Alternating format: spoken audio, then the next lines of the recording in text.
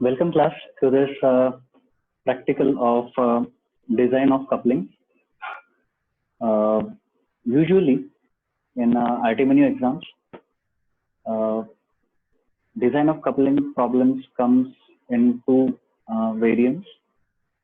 One of them being shaft diameter will be given to you, and it becomes very easy by then to design the coupling and solve the related problem. But sometimes they will give you rated power, and from there you will have to select the coupling, and likewise you may have to solve the further problem. Before that, let us get a glimpse into what exactly couplings do. So, as I'm sharing, uh, shafts, uh, many a times they are up to 7 meter length. Uh, the working conditions dictate them to be that long. So most of the times uh, they cannot be transported easily. So in order to have greater length, we have to join two separate shafts and make them of that particular length. To do so, we have several options, like you can directly weld two shafts together, or you may have to find another ways of connecting those two shafts. Another scenario is like if you have to connect a shaft to, let us say, any type of prime mover. Let us take an example of an electric motor. We all know electric motor shaft is very short in length. If we have to connect another shaft to it, you may one of the option available is you actually weld the shaft to the electric shaft, but we don't do it. So how do we actually connect? How do we actually transmit power from electric motor to the shaft? We do it with the help of a coupling. So shaft coupling are used in machinery for several purposes. एक purpose तो ऐसा अपने को connection चाहिए जो easily हम लोग कर सके. सेमी परमानेंट टाइप का हमको कनेक्शन चाहिए दोनों के बीच में. परमानेंट कनेक्शन इसलिए फिजिबल नहीं है क्योंकि आगे पीछे अगर कुछ मेंटेनेंस के लिए मुझे इलेक्ट्रिक मोटर निकालनी पड़ रही है, तो in that case I will have to cut that shaft from the shaft of the electric motor, and that is not feasible. So what are the purposes of using couplings? First purpose is to provide for the connection of shaft units that are manufactured separately, such as motor and generator, and to provide for disconnection for repairs and alterations, like I said. Next point is to provide for misalignment of shaft or to introduce mechanical flexibility. Now, what is the meaning? See, कोई भी एक जब power transmit होता है तब mechanical design में it is a proven way that उसमें एक हम ऐसा पार्ट देते हैं जो रिलेटिवली इजीली सेल हो. सो रनिंग में अगर कुछ इनफेवरेबल कंडीशंस के कारण कुछ ज्यादा पावर ट्रांसमिट होता है या फिर वो शाफ्ट ज्यादा ट्विस्ट हो रहा होता है, तो वो पूरी पावर ट्रांसमिशन में से वो पार्ट फेल होगा जो सबसे वीक हो, and that part is coupling. So it gives us that protection against overloads. So that is our last point. If the transmission system is getting overloaded, the weakest part will fail, and that weakest part is your coupling. To reduce transmission of shock load from one shaft to another, yes, many times these couplings are made up of rubber material, or at least for shock proofing, a rubber material is kept in between them, so transmission of shock load gets minimized to a great level. Next, mainly there are two types of couplings that we will be studying. One of them is rigid coupling, and the other is flexible coupling. Now, rigid coupling are used to align two shafts which are perfectly aligned, like there is no scope of misalignment between the shaft. In those scenarios, we go for rigid coupling. Whereas flexible coupling, we use them where two shafts are having either lateral or angular type of misalignment. In those cases, we study or we design or we go for flexible coupling. Here, the scope of our current practical, we will keep it limited to design of rigid coupling. And one of the example of rigid coupling being flange coupling, we will be designing flange coupling in this practical. Flexible coupling types is Oldham coupling that we have studied is one of the inversion that we study for double slider crank chain, if you remember properly. Oldham coupling, that is an inversion, that is a type of flexible coupling. Other couplings being bush pin coupling, universal coupling, etc. We will be studying bush pin type of coupling in our theory classes. So rest assured about it. In this practical, we are going to study design of flange coupling, that is one of the rigid coupling. So this last slide tells us the steps that we have to follow to actually design the rigid coupling, right? So what I have done is I have put them side by side like we have done with the other practicals. We have kept both the windows side by side, and I will try to explain you through these two methods that I have. Like I said in the beginning, we can encounter two types of problem in RTM engine exam. One of them being one in which shaft diameter will be given to you. The other one being you may have to calculate shaft diameter and then solve the rest of the problem, right? So let us start with the step number one. The step number one says, I will highlight it for you. From table number 12-1, find out D, hub diameter DH, LH, that is length of the hub, and number of bolts. These four things, DH, LH, sorry, three things, diameter of hub, length of the hub, and number of bolts. These things you have to find out from table number 12-1. Now coming to table number 12-1, I will highlight this PDF for you. Coming to table number 12-1, here you will see this small d. Like if I have to find out hub diameter DH, it is based on small d. If I have to find out hub length LH, I have to calculate it from small d. If I have to find out number of bolts, it is again based on small d. What is this small d? As you can see in the PDF, small d is shaft diameter in mm.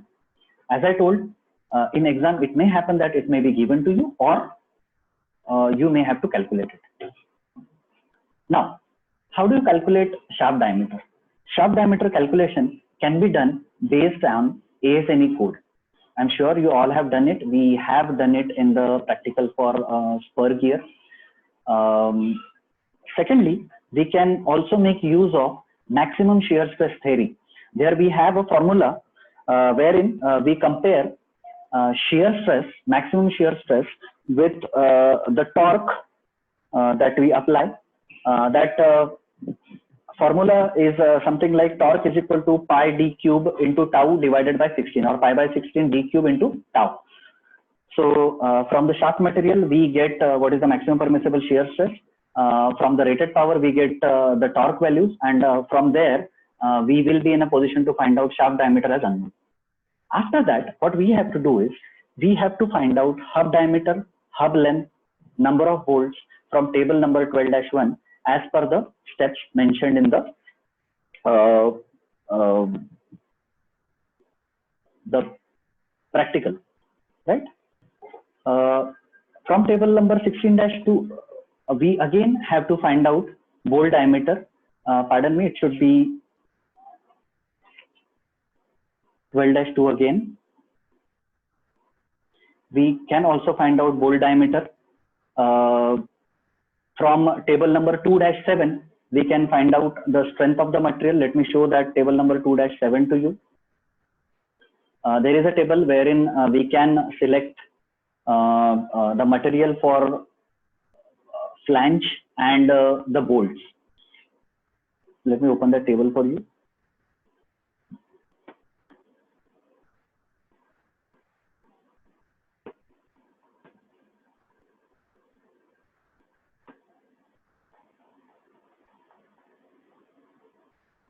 -7.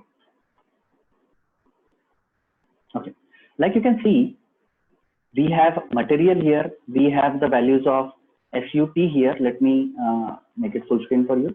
We have one column for material here. We have one column for SUT, SYT, SYC, SEB, E, G, E, all the values that we have. Also, we have common use case scenarios, right? So, yes, like I said, step number 1 will be finding out shaft diameter. Step number 2, we will calculate all the standard proportions of our flange coupling. Let me open that table for you. That is table number 12-1. Okay.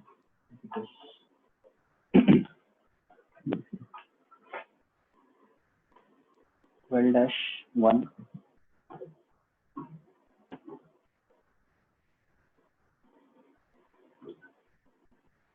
So as is visible from the PDF, you can find out all these proportions of rigid flange coupling from the shaft diameter alone.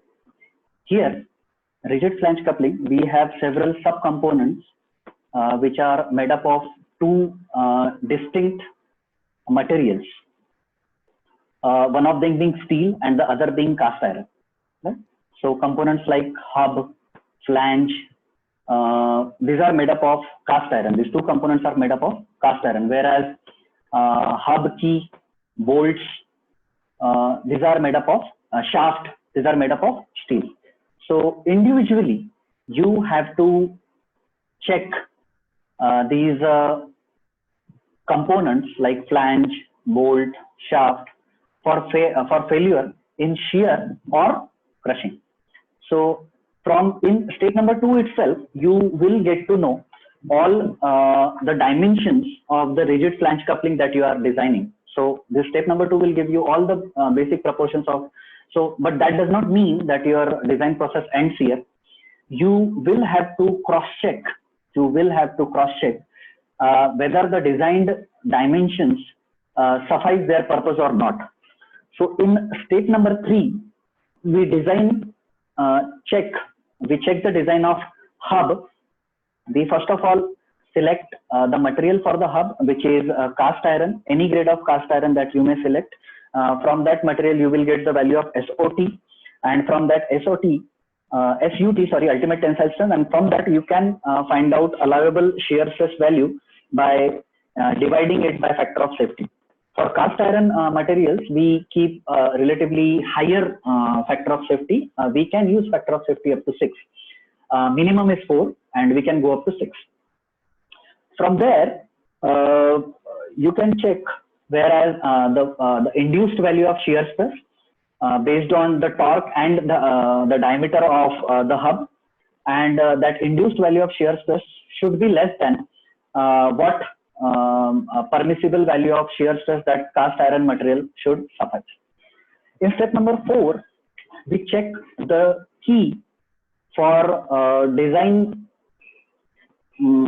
Let me stop sharing and come back to the original. You can listen to me directly now. There is no need of that PPT and the PDF.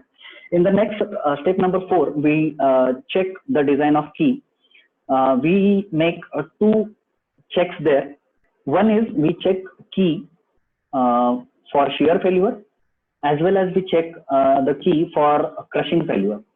So likewise we did for hub, we also have to perform some set of calculations for keys that I'll definitely cover, and you are aware of those formula. You have done those checks in design of machine elements that you studied in previous classes. Next, you have to check flange, and this flange you have to check for shear again. So mind you, you have to check hub and flange for shear only, and you have to check key for shear as well as crushing failure. In step number 6, you check design of bolts. So like you checked key for shear and crushing failure, similarly again you have to check bolts for shear and crushing failure. And that marks the end of this design of coupling. Mind you, the formulas for checking of key in shear and in crushing are different than those for checking of bolts in shear and crushing. When I say that, I would like to tell you that the basic mold of the formula is same, but since the area of bolt and the key differ, the shear area as well as crushing area in case of key is different, and in case of bolt it is different. That's why we have to use different areas in case of keys and the bolts. With that, I would say I would end this design of coupling video, and this is only one type that you might encounter, at least in the case of rigid flange coupling, that may be asked in the exam. And all the problems that you can find in previous question papers will be more or less same. They will follow the same steps that are there in the presentation that I just shared with. I'll make sure that I share this PPT before we start with the practical, and nothing to worry about. We will not start this practical until and unless we cover this topic, at least one numerical in the theory lectures.